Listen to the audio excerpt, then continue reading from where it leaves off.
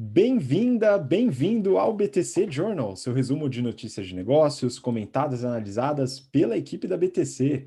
Meu nome é Gustavo Habib, eu sou instrutor de Soft Skills e Marketing pela BTC, e no episódio de hoje é dia 21 de janeiro de 2021, e falaremos nesse episódio sobre Movida, Oxiteno, Contabilizei, também vamos falar bastante sobre indústria e varejo, consumo de pães e a Bimbo. Falaremos sobre Ambev e Bean Suntory no mercado de destilados e Votorantim Cimentos. E para finalizar, uma parte bem dedicada à logística e também mercado automotivo, falando sobre a Microsoft investindo na tecnologia em veículos com a Cruze, Stellantis, a nova fusão entre FCA e PSA. Também falaremos sobre mercado de aeronaves com a British Airways e o grupo que a controla, e o Mercado Livre e suas novas emissões de dívidas. E para falar sobre todos esses temas, estou aqui com minha colega Mayara Rocon, instrutora de Marketing e Estratégia da BTC. E aí, Má, tudo bem? Oi, Habib, oi todo mundo, prazer estar aqui com vocês. Infelizmente, o Renato não participa com a gente hoje, a gente está muito corrido, felizmente, cheio de curso aberto, cheio de curso em company, né? Então, hoje somos nós dois, então vamos lá, Habib. Vamos lá, né? Isso daí é o que a gente fala para o pessoal. Na verdade, o Renato ficou ilhado lá em Aruba, né? Onde ele está tirando suas férias, né? Então ele volta, deve voltar com a gente na semana que vem, né? Não, é brincadeira mesmo, tá cheio de treinamento. O ano começou bem agitado aqui na BTC. Espero que fique agitado também para você, né? Afinal, esse ano não vai começar depois do carnaval, né? Bom, tirando essas brincadeiras de mau gosto, eventualmente, peço para você seguir a gente no Instagram, @instabtcompany, e também acompanhar nossa página no LinkedIn. A gente está lá cadastrado como universidade, né, ou instituição de ensino, como Business Training Company. Então dá uma olhada lá, né, e segue os nossos conteúdos. Bom, vamos começar então, seguinte, né? Primeira notícia, a gente vai fazer algumas curtas aqui, né? E a primeira notícia é do Valor Econômico, e o título é Movida compra Vox, avaliada em 89 milhões de reais. Né? Aqui a gente está falando desse mercado que a gente já comentou bastante no ano passado, viu, Mar? E eu peguei algumas informações aqui interessantes dessa aquisição. Né? Então, o que é a Vox, para a gente começar, né, dessa aquisição? A Vox é uma empresa de gestão e terceirização de frotas, foi fundada em 99 e tem sede em São Paulo. Ela tem todos os processos dentro da parte de gestão de frotas, então aquisição, gestão dos veículos e renovação também. Né? A frota é bem diversificada, eles têm veículos, desde veículos de luxo, muitos deles blindados, veículos de carga, como furgões, por exemplo, e também os veículos leves. E eles têm uma frota de 1,8 mil veículos, com uma idade média de 1,2 ano, tá? Então, é um pouco mais de um ano aí de idade média entre os veículos, né?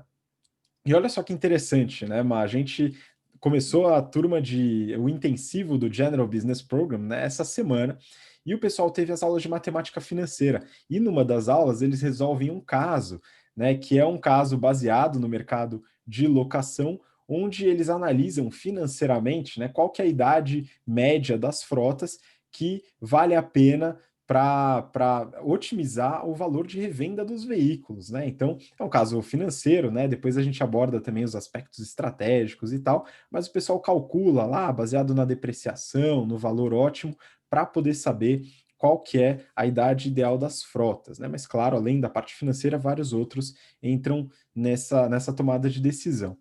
Em 2019, a Vox ela teve uma receita líquida de 47 milhões, um EBITDA de 22 e um lucro líquido de 9 milhões. Tá?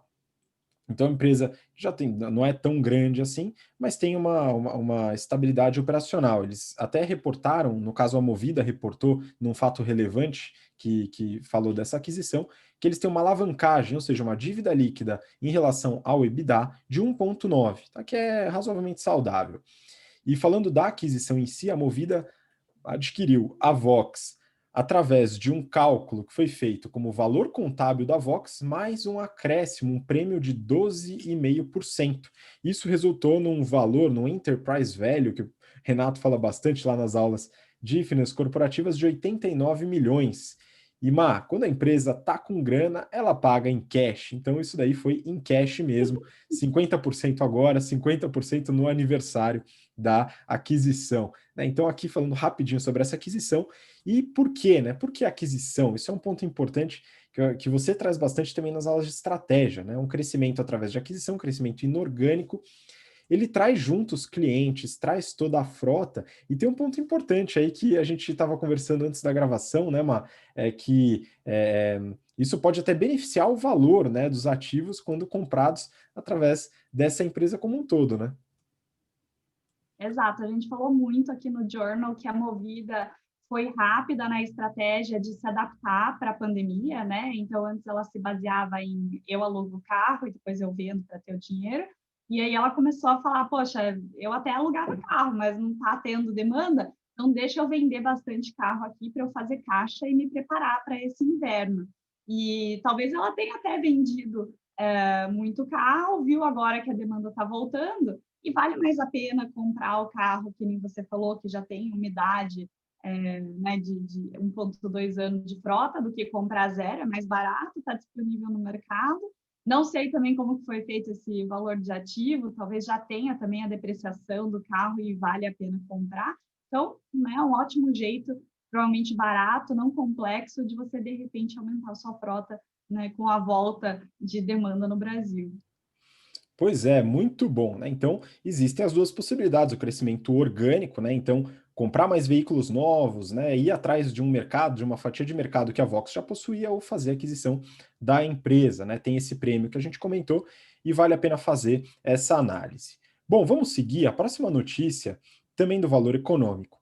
Oxiteno atrai multis e fundos, mas a Extra Farma gera baixo interesse. Mas a gente já comentou aqui sobre o grupo Ultra, né, que é o tema aqui do assunto, em relação a algumas de suas empresas. Então, o que está acontecendo aqui nesse imbróglio aqui da Oxiteno e também, se a gente puder falar um pouquinho da Extra Farma.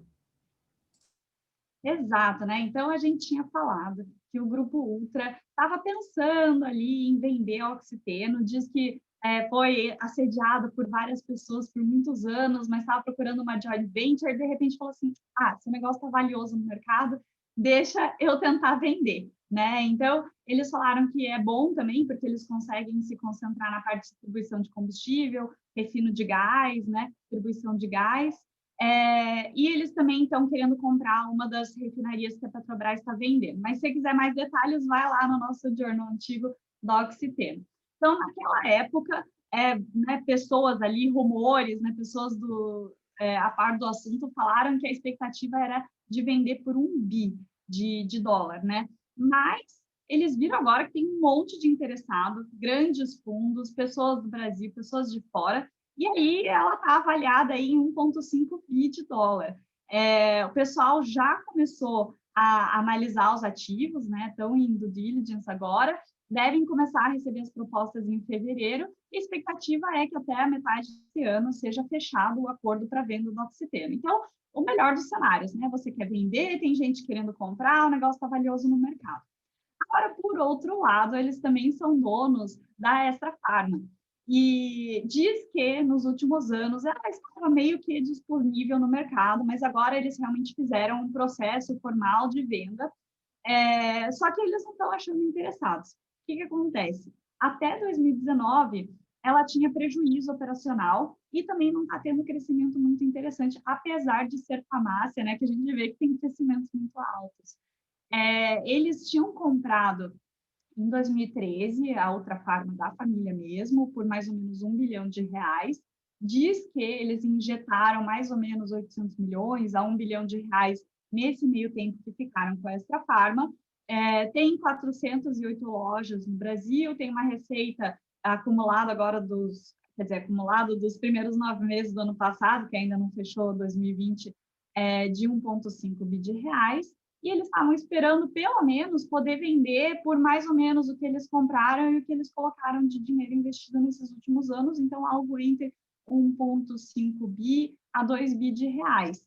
Mas parece que, né, eles não vão conseguir, talvez tenham que baixar um pouquinho o preço para achar interessados, porque eles falaram que querem vender também até o meio do ano junto, mais ou menos ali, com o Oxiteno. Pois é, continuaremos acompanhando porque o Grupo Ultra, né, essa diversificação bem pesada, né, deles, então atuando em toda a cadeia do petróleo e gás e também farmácia, né? Mas enfim, né, a gente já também comentou sobre essa diversificação, né? É importante que ela tenha uma boa estrutura de gestão, né? Mas isso é fundamental.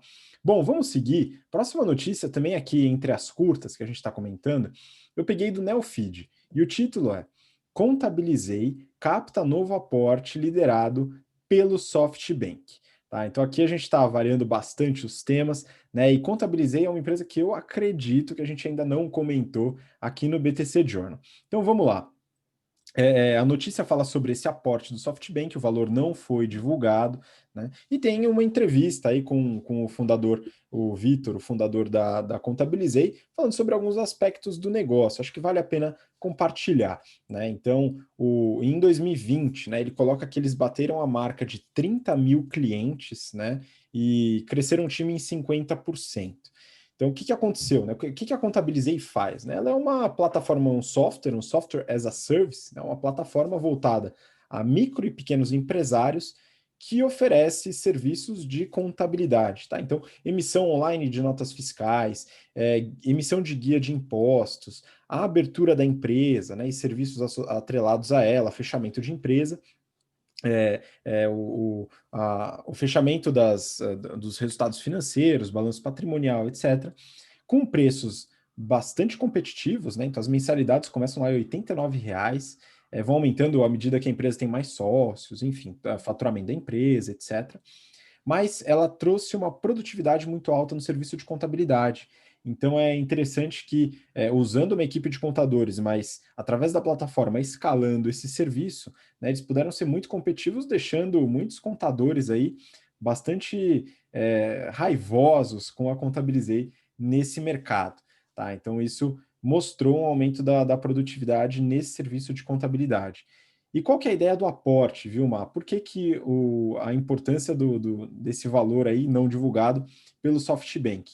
Eles têm uma estratégia que é a entrada no segmento financeiro, então eles estão verticalizando o serviço deles, além da contabilidade, para um serviço financeiro. Então eles já começaram com a oferta de uma conta corrente gratuita integrada ao serviço, isso em parceria com o banco BS2, que é um banco menor, e também eles têm interesse em oferecer assessoria de atividades operacionais financeiras, como contas a pagar, contas a receber, transferências para os sócios do Prolabore, gestão do fluxo de caixa. Então, além do serviço de contabilidade, também o serviço de gestão financeira. Para isso, eles precisam dessa grana e desse investimento.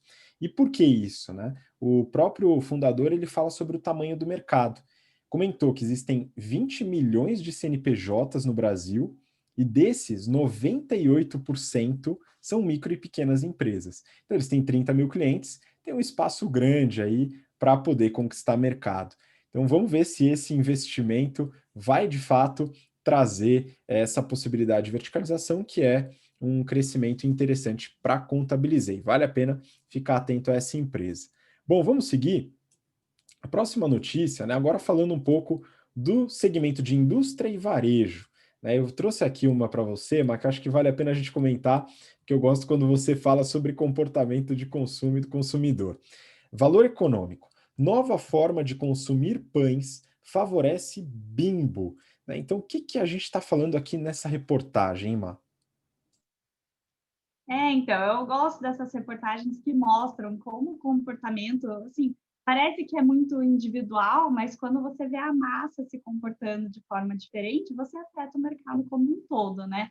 E a gente até já apelidou essa pandemia de pandemia, né? Então, não é à toa que o consumo de pães mudou, né? Então, além do pessoal fazer pão em casa, né? Estão comprando muito mais pães, né? Então, a Bimbo ela é uma empresa de pães e bolos industrializados. Ela é dona de marcas como Puma, Nutrela, Ana Maria, Rapidez, Crocantíssimo, né? Então, todas aquelas coisas que, quando a gente deixa de comprar pão na padaria, a gente vai acabar comprando alguma marca da Bimbo e consumindo em casa. Então, essa pandemia ela foi ruim para as padarias, que diminuíram mais ou menos 3, 4% o volume durante 2020, Só que, né, elas tiveram alguns vales, então quando fechou muita coisa, elas tiveram às vezes redução de 60% no mês.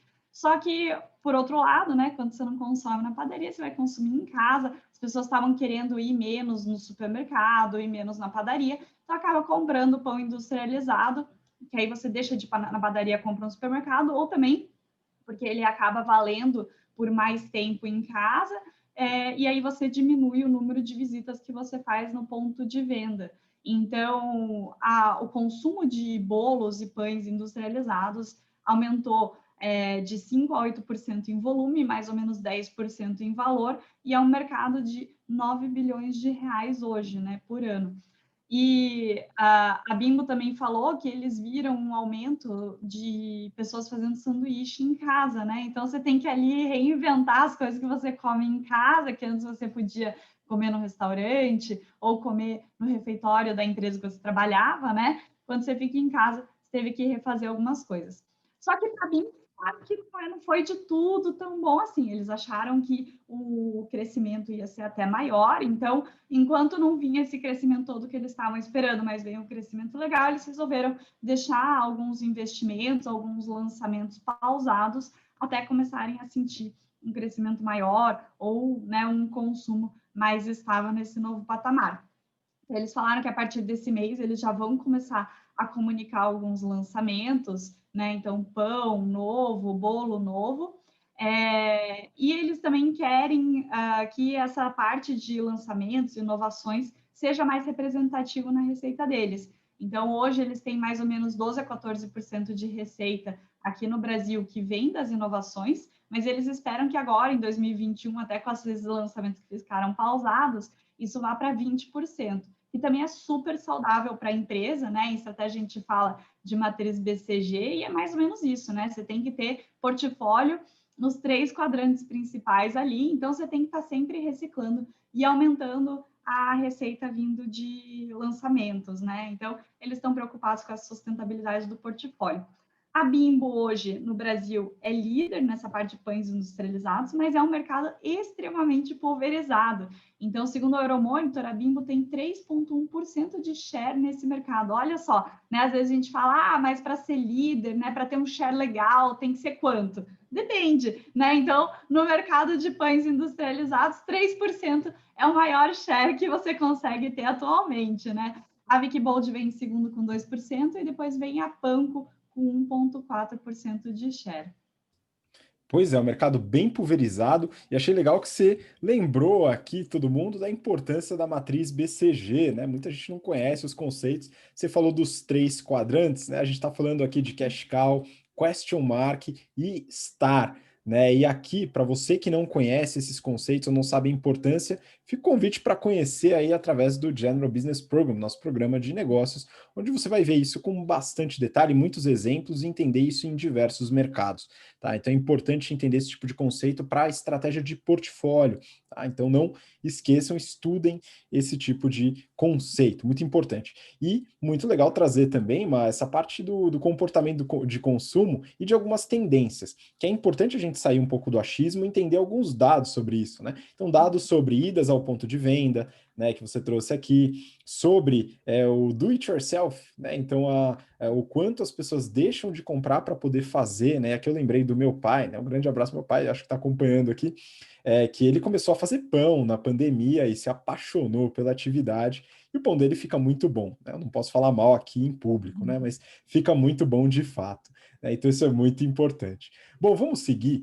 Próxima notícia, a gente também fala de consumo, mas aqui a gente pode ir um pouquinho mais para o consumo mais adulto e alcoólico, né, Mayara? Então, eu peguei uma notícia aqui da Suno. Suno Notícias é um portal que a gente acaba vendo poucas notícias, mas acho que vale a pena, inclusive, né, mandar um abraço para a Gabriela Mosner, né, que ela toca o podcast No Bolso e na Bolsa, que é um podcast sobre finanças pessoais, bem legal, a gente participou lá desse podcast, enfim, fica aí a lembrança para o pessoal da Suno, né, e essa notícia aqui tem o título Ambev e Bean Suntory fecham acordo de distribuição. Você que é a nossa grande especialista em bens de consumo, já atuou com o mercado de destilados. Vamos lá, o que está acontecendo aqui? Qual o benefício para a Ambev? E o que é essa Bean Century, que eu acho que pouca gente conhece? Exato, né? Então, Bean Century é a terceira maior fabricante de destilados do mundo, né? A gente não conhece tanto eles aqui, porque até 2019 eles só faziam distribuição pela Bacardi e eles não trouxeram todas as marcas para o Brasil, né? Então, eles não têm um pezinho tão forte no Brasil quanto a Pernod Ricard e a Diageo, que são as duas maiores fabricantes de destilado do mundo, que não só são maiores, né, mas eles têm um portfólio no Brasil muito maior. A Beam Suntory, ela é dona de marcas de whisky como a Jim Beam, Maker's Mark e Teachers, e também da gin espanhola Larios. E aqui no Brasil, então, eles tentaram fazer eles chegaram a fazer romperam com a Bacardi no meio de 2019 e tentaram fazer distribuição direta, né, chegando nos clientes deles, mas viram que, né, é muito difícil. Quando você não tem um portfólio grande, um volume grande, o Brasil é muito grande, a logística aqui é muito complicada. Então, eles resolveram fazer... primeiro, eles fizeram um acordo com a Cia Miller, que é dona da Cachaça 51, para fazer a distribuição do portfólio deles. Só que aí eles olharam para a Ambev e falaram: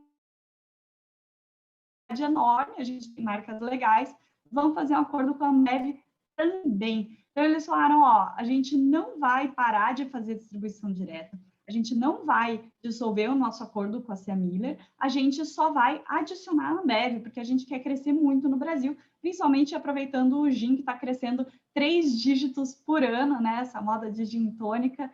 E aí eles estão aproveitando para aumentar a distribuição. Então, o que a Ambev ganha com isso? Né? A Beam Suntory ficou claro que eles ganham a capilaridade da Ambev. A Ambev hoje tem distribuição para 600 mil pontos de venda no Brasil. A Beam Suntory chega em 400 clientes, então isso com certeza vai aumentar. A Beam Suntory também aproveita para diminuir o custo logístico, porque a Ambev vai lá com carreta fechada, né? Então fica muito mais barato. Mas a Ambev também ganha com isso. Primeiro, que eles aumentam o portfólio, e segundo, que eles aumentam o valor agregado da logística deles, né? Então fica valendo mais a pena você, né, colocar uma carreta a mais ou ir um pouquinho mais longe na logística, porque os destilados têm valor agregado muito maior do que cerveja, por exemplo, ou refrigerante do portfólio da Ambev, né? Então, a princípio, eles vão distribuir. A Cia Miller vai fazer Centro-Sul e a Ambev vai pegar Nordeste. Aí você fala, pô, Nordeste, né? Será que a Ambev se deu bem? Então, a Ambev se deu muito bem. O Nordeste é um super consumidor de uísque, né? Às vezes a gente não sabe, mas aqui mais para o Sudeste, né? A gente começa às vezes bebendo bebida com cachaça, depois vai para vodka, aí sobe um pouquinho, talvez agora no gin, né? Lá no Nordeste, essa escada de acréscimo de valor é do rum para o uísque. Então, o Nordeste consome muito rum e muito uísque.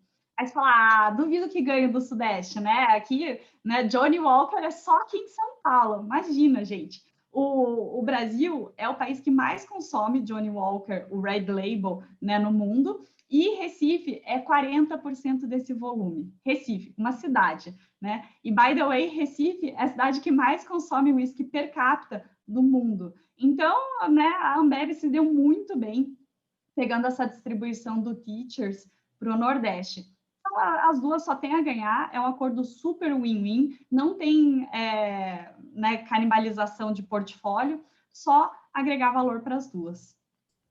Muito bom, olha a importância da gente ir atrás dos dados, né? Eu não fazia ideia de que Recife era o campeão do uísque, né? Enfim, cidade quente, né? Lá no meio, ali quase tocando a linha do Equador, né? Mas olha só o que os dados trazem de interessante para a gente. Muito bom.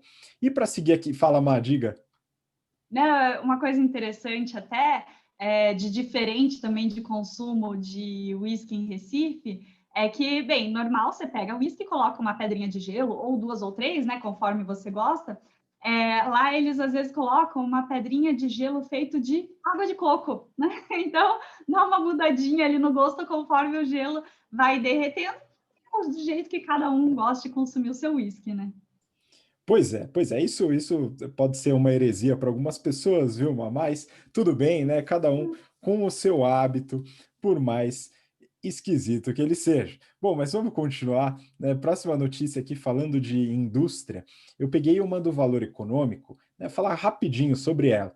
Votorantim Cimentos busca mais receita em moeda forte. Então, peguei essa notícia justamente porque muitos episódios, principalmente quando o Renato está presente, né, a gente fala bastante sobre endividamento, receita e diversificação cambial, né, tanto em receita como em endividamento ou em custos. Né, e a importância de você colocar isso na estratégia financeira da companhia. A Votorantim Cimentos sabe a importância disso e está levando à frente essa estratégia de aumentar sua exposição em receita com moedas fortes. Então, até o balanço de 2019, 51% da receita, que foi de 13 bilhões de reais, eram oriundos das operações no Brasil.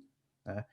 Já, por exemplo, Estados Unidos, Canadá e Espanha eram 34%, né? Sendo Estados Unidos e Canadá 29%, Espanha mais ou menos 5%.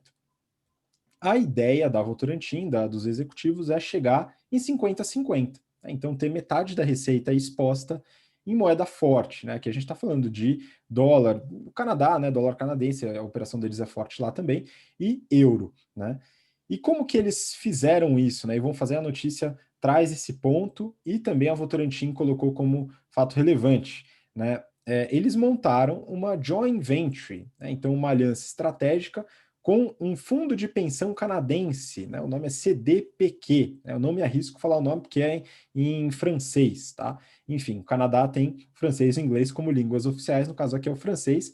E esse fundo, ele tem participação numa empresa de cimentos bastante grande ali na América do Norte, que é a McInnes Cement. Né? E aqui fica um ponto importante, né? Por que essa preocupação em aumentar as suas operações em país de moeda forte? Né? Porque o cimento é uma commodity, né? E como uma commodity está muito atrelada à variação do dólar. Então, se o custo da empresa está muito focado no dólar, é importante também que a receita, se possível, tenha essa exposição. Né? Só como curiosidade, né, a joint venture vai ter 83% de participação da Votorantim, né? Então 83% do que ela receber vai ser da Votorantim, os demais 17% desse fundo canadense. Isso vai aumentar muito as operações da Votorantim dentro dos Estados Unidos e do Canadá, onde as operações são bastante fortes em cimento. E também, para finalizar, né, a Votorantim, ela tentou, viu, abrir, né, o seu capital, fazer seu IPO em 2013, preparou toda a documentação, gastou uma grana tal. De última hora pegou e abortou a operação, tá? Então, a Votorantim, ela não é uma empresa hoje que está aberta na Bolsa de Valores, mas é uma empresa SA, enfim, e está crescendo bastante. E não descarta a possibilidade de fazer seu IPO futuramente. E aí, Maia, eu perguntar para você, né? Muita gente não faz ideia do que é o cimento, né? Então, o cimento ele é uma mistura de algumas coisas aí, né? Então, tem calcário, tem minério de ferro, tem argila, né? Tem umas misturebas aí, mas às vezes tem mais coisa do que isso, né, Maia? Até com importância sustentável, né? Exato. Tem algumas, depende também do nível do cimento que você quer fazer, né, da qualidade que você quer fazer, mas o cimento é um ótimo recolhedor de lixo, né? Às vezes a gente não sabe, mas ele faz um papel importante nessa, entre aspas, reciclagem. Então, por exemplo, o pneu, que às vezes você não tem o que fazer, que é muito difícil reciclar, né, e ele é péssimo para a natureza, você consegue jogar lá e fazer cimento. E teve até um ciclo engraçado, né, de oferta e demanda, assim, que né, as cimentarias conseguiam pegar pneu de graça no mercado, porque ninguém queria pneu velho. E de repente começaram a falar, mas calma, você pega esse pneu de graça e faz dinheiro com ele. Então eu quero te vender esse pneu. E de repente o pneu começou a ser cobrado, né, no mercado, pneu velho, e aí o preço foi ficando mais alto, chegou uma hora que as cimentarias falaram, tá, eu tenho que fazer a conta aqui, se vale a pena mesmo comprar pneu ou eu coloco mais dos outros ingredientes mesmo. Mas é interessante isso, né, que você joga lá para fazer cimento não só pneu, mas às vezes plástico, alguns realmente lixos que a gente pega que seria muito caro reciclar, não valeria a pena, né? As cimentarias fazem esse processo de recolher com algumas cooperativas, né, para poder usar como matéria-prima. Pois é, importantíssimo, né? Eu sempre gosto de dar aquela cutucada, né? Porque nem todo mundo se interessa pelo mercado de indústria pesada, enfim, indústria como um todo, né? Mas, pessoal, se não houvesse cimento, não haveria computadores, tá? Então é muito importante. Sem computador não haveria Instagram ou empresas de tecnologia. Então, dê importância devida às indústrias, tá? Isso é muito importante. Bom, vamos seguir agora. Falando sobre isso, a gente já comentou também sobre logística, mas agora vamos dar uma forçada, né? Falar sobre logística e também mercado automotivo. Lembrando, você que está aqui de paraquedas ou perdeu os episódios anteriores, sei lá por qual motivo, na semana passada a gente falou sobre a saída da Ford no Brasil, então a gente já começou a falar sobre o mercado automotivo na semana passada, não perde. Por que a Ford saiu? Muita gente especula sobre motivos que não são, de fato, os motivos pelo qual a Ford tomou essa decisão. Então, dá uma olhada lá que a gente traz bastante detalhes sobre isso. Mas vamos seguir, né? Começando com uma notícia do Neofeed. Microsoft paga 2 bilhões de dólares por uma carona, entre aspas, na Cruze da GM. Por que que a Microsoft está investindo no mercado automotivo? Faz sentido?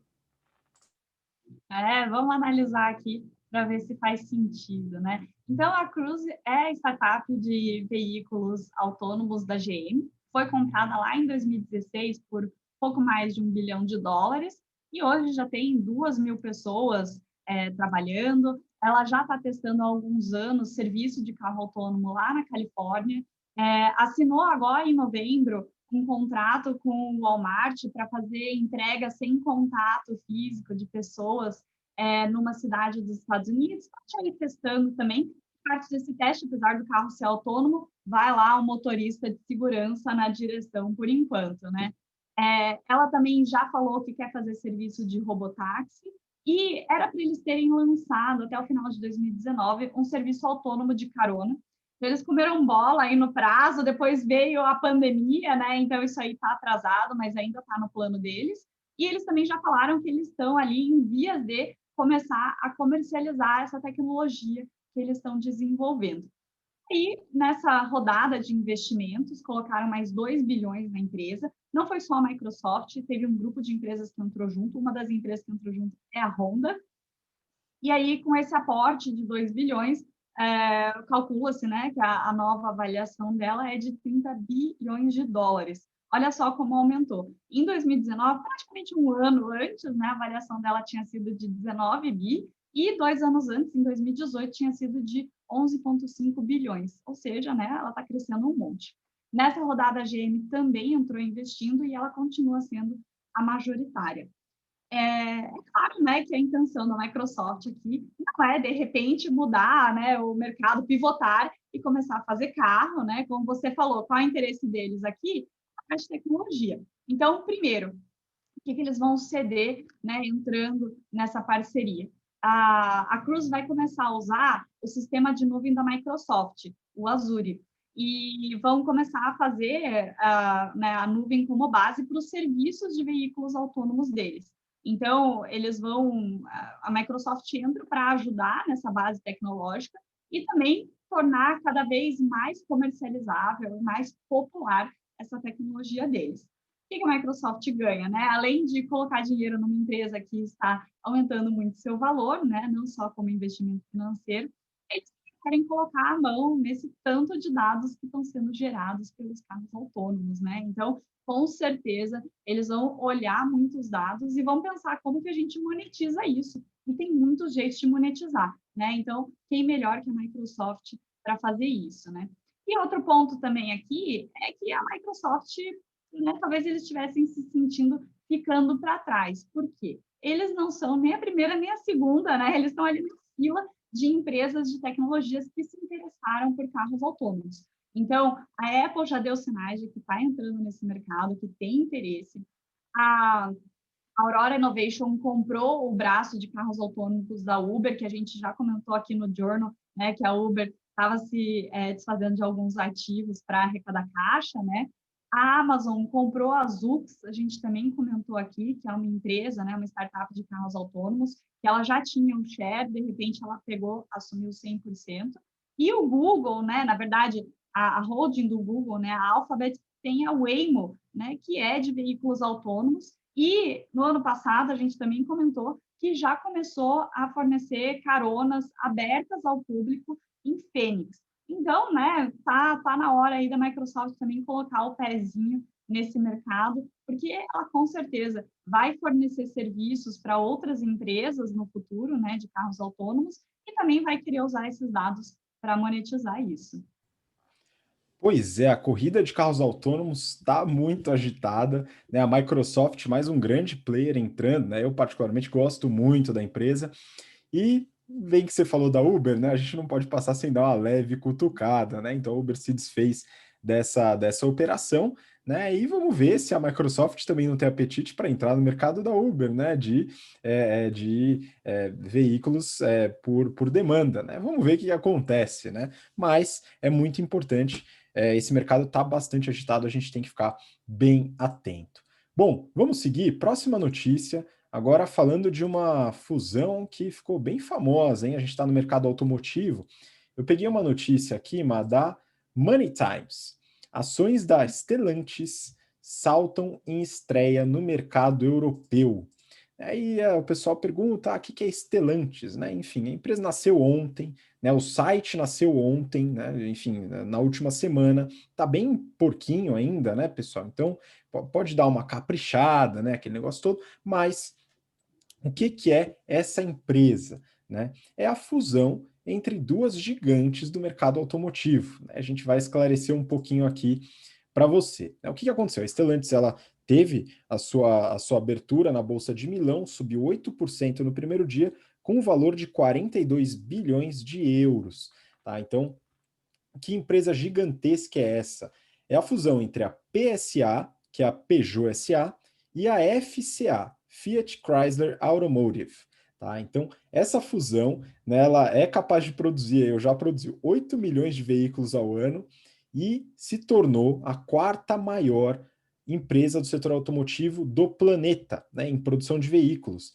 Então, a gente tem a primeira, o grupo Volkswagen, em segundo, o grupo Toyota, e em terceiro, a aliança Renault-Nissan. E depois, então, fica a nova Stellantis. Né? Quais são as marcas presentes nesse grupo? Né? Então, na PSA tem a Peugeot, claro, a Citroën e a Opel. São três das principais marcas. E a FCA, além da Fiat e da Chrysler, tem marcas como Abarth, Alfa Romeo, Dodge, Jeep e Maserati. Então, se tornou uma gigante. E claro, fui atrás, não estou interessado na parte das ações, tal, mas eu queria entender um pouco da operação da empresa e o tamanho. Né? Então, eles já divulgaram os prospectos da fusão, tanto nos Estados Unidos como na Europa. Eu entrei no prospecto oficial americano, né, para entender como que estão os dados e, principalmente, eles fazem, dentro desse prospecto de fusão, um resultado aproximado do que seriam as operações conjuntas do ano de 2019, porque o ano de 2020 ainda não fechou. Então eu peguei do ano de 2019, qual que é esse resultado das duas empresas em conjunto. Né? Então essa é uma empresa que em 2019, né, se estivesse junta, teria tido uma receita líquida de 166 bilhões de euros. É muita grana. 45% disso viria 74 milhões da PSA, 108 da FCA, alguns ajustes que colocam esse número para baixo. Tá? Mas a FCA, Fiat Chrysler, é um pouco maior do que a PSA dentro desse grupo. O EBIT, ou seja, o lucro operacional de 9,3 bi de euros, o que dá uma margem EBIT de 5,6%, e um lucro líquido de 6,3%, que dá uma margem líquida de 3,8%. Então, aqui só para ter uma ideia do tamanho, né, é uma empresa que faria mais de 8 milhões de veículos e agora vai entrar aí no radar de todos os órgãos reguladores para entender se de fato é uma fusão que permite, não entra num monopólio, né? Mas a princípio não, né? Vamos acompanhar, é mais uma gigante no mercado automotivo, né? Então, para você que tem interesse nesse mercado, volta no episódio da semana passada, que a gente fala sobre a Ford, os resultados da Ford, a estratégia de portfólio de crescimento da empresa no mundo e também sobre a Stellantis, a nova gigante do mercado. Boa, vamos seguir então para a próxima notícia. A próxima, agora a gente vai mudar um pouco de veículo, tá? De um que só anda e outro que voa também, né? O valor econômico. Dona da British Airways reduz pela metade o valor que será pago na compra da Air Europa.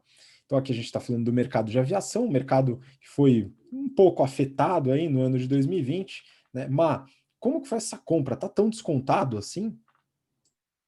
Nossa, talvez o mercado mais afetado, né? Mas então, a International Consolidated Airlines Group, IAG, que é a dona da British Airways e também da Iberia, estava querendo comprar a Air Europa, que também é espanhola, né? Então, você pega Iberia e Air Europa, eram os dois maiores concorrentes ali na Espanha. Ou seja, a Iberia estava comprando seu maior concorrente. Beleza. Eles já tinham acertado lá em novembro de 2019 que né, ia fazer essa compra, que ia concluir mais ou menos lá pelo mês de 2020, só que com a pandemia acabou se atrasando, e agora eles resolveram sentar na mesa e falar assim, ó, vamos renegociar esse valor, porque não faz sentido nenhum, né? A sua empresa desvalorizou para caramba na pandemia. E aí, eles fizeram um novo acordo de que eles vão pagar 500 milhões de euros pela Europa, que é exatamente metade do valor que eles tinham acordado lá em novembro de 2019, e que eles vão pagar isso em 6 anos após a conclusão do deal. O deal deve fechar no final desse ano, então eles vão pagar lá para o final de 2027, né? A Europa está muito mal, né? Então todas as empresas aéreas estão mal, mas a Europa está especialmente muito mal. Ela chegou a receber um pacote de ajuda do governo durante a pandemia, né? Então fez sentido rever o valor.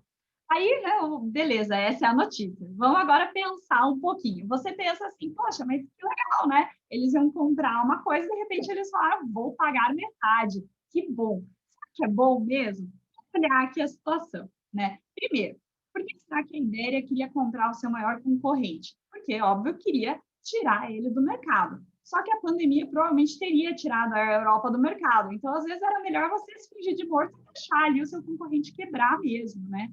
Segundo ponto, talvez a Ibéria falasse assim, tá, eu até poderia deixar a Europa quebrar aqui, né? Mas vai que chegasse outra empresa aérea e comprasse ela, e aí eu tivesse, de repente, né, ou de novo, um concorrente forte aqui na Espanha. Mas, gente, olha a pandemia, olha as empresas aéreas, estão todas mal. Qual empresa aérea que vai pegar dinheiro do caixa e vai comprar outra empresa aérea, né? Então, isso provavelmente não aconteceria. Terceiro ponto, a Ibéria aí, né, a IAG como um todo, está ali cheia de aviões parados ociosos. O que ela fez? Comprou mais aviões parados e ociosos, né? Então, ela só aumentou o problema. Quarto ponto, você fala, poxa, pagou 50% do valor, descontão. Só que você acha que a demanda caiu só 50%?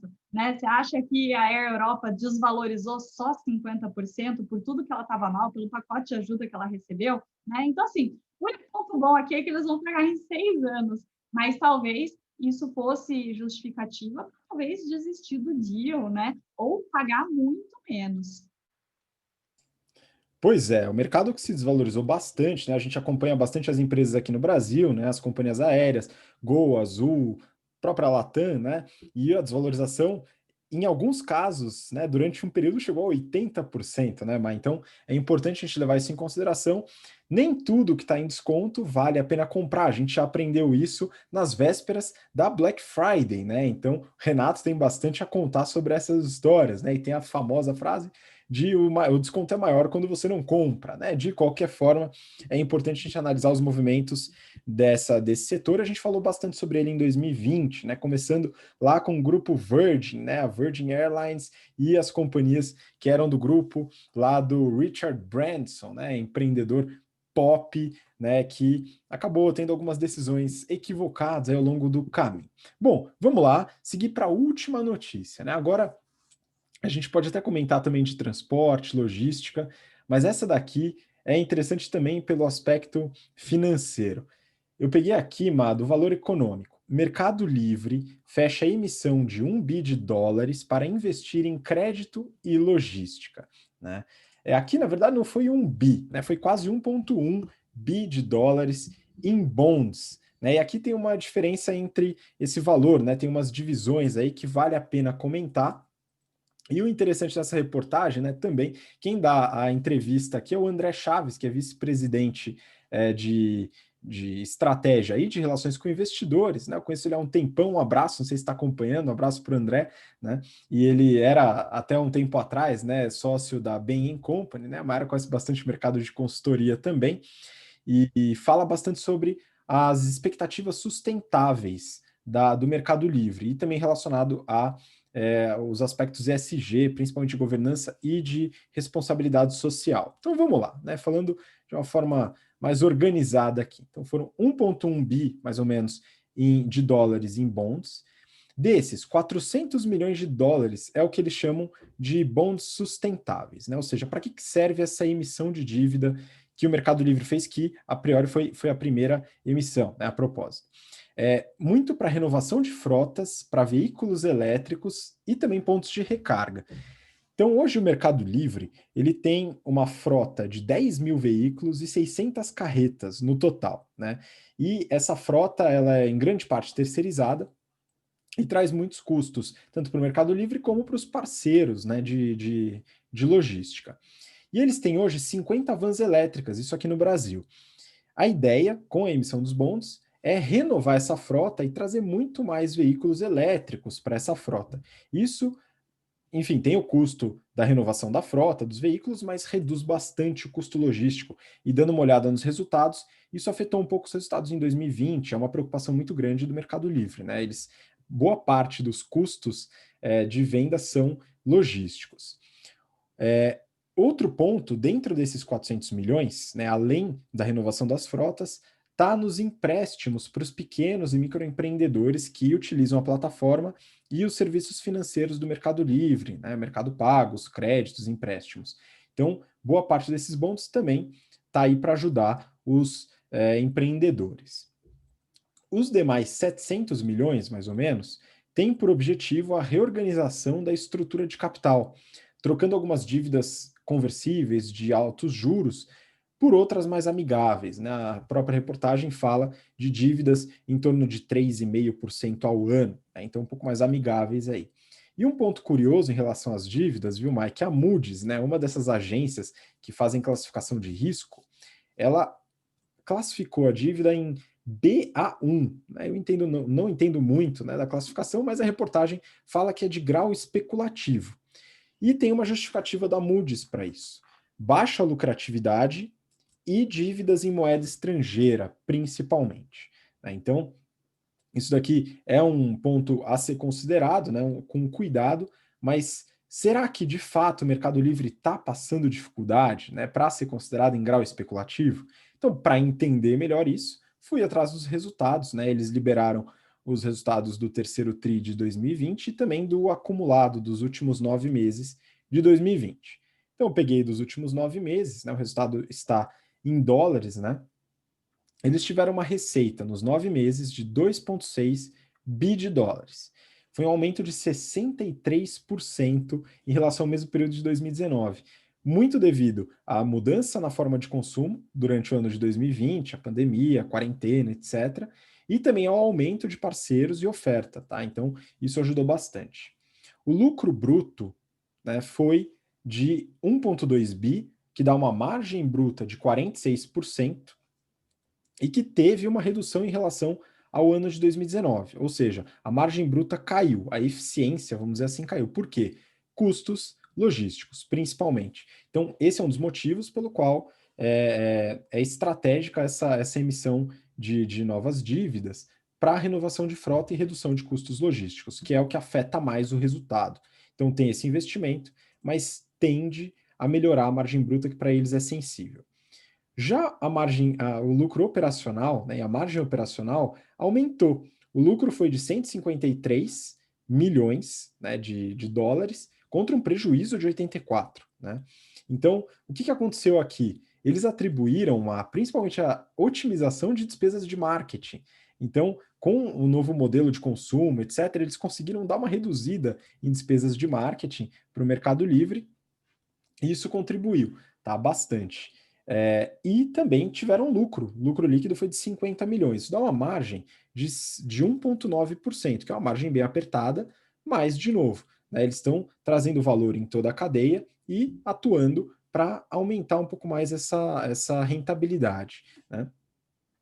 Já entendendo um pouco melhor se tem risco ou não, eu fui dar uma olhada, claro, no fluxo de caixa. Então, será que gerou caixa? Né? E gerou muito caixa. É aquela empresa, e ela gera caixa desde do ano de 2019 que eu acompanhei, provavelmente antes, né? Tinha prejuízo, gerando caixa. Hoje tem lucro e gera muito caixa. A geração de caixa operacional foi de 925 milhões de dólares nesse período de 9 meses, né? E aí você fala, pô, por quê? Como tem um lucro tão pequeno e gera tanto caixa? Né? Isso está muito relacionado, pelo que eu pude analisar ali no demonstrativo, em relação ao valor que é repassado aos lojistas. Então, o Mercado Livre, ele vende na sua plataforma, recebe o dinheiro do cliente Pode entrar, todo e mundo. depois de um tempo, ele passa esse dinheiro para os seus lojistas. E isso, né, faz com que ele ganhe, gere esse caixa absurdo. Tá? Esse valor de repasse aos lojistas, né, de segurar esse dinheiro, foi de 711 milhões nesse período. Tá? Então, contribui bastante. Eu acredito que o risco não é tão alto assim, tão especulativo, porque é um modelo muito semelhante ao modelo da Amazon, né, de geração de caixa muito forte, mesmo com uma rentabilidade mais baixa, uma lucratividade, melhor dizendo, mais restrita. Né? Então, Mercado Livre, e um ponto que você gosta bastante, né, Má, que é a questão da sustentabilidade, que eu acho que a gente pode fechar aí com esse ponto. Exato, né? Então, até falando um pouco, né, eles conseguem até vender esse segurar o dinheiro do fornecedor como algo positivo, por dois pontos, né? Eles fazem, eles seguram o dinheiro até a pessoa falar que recebeu e que está tudo bem, então isso dá um pouco de garantia, né? A pessoa se sente mais segura comprando lá. E o segundo ponto é que agora eles estão fazendo isso, oferecendo serviços do mercado pago.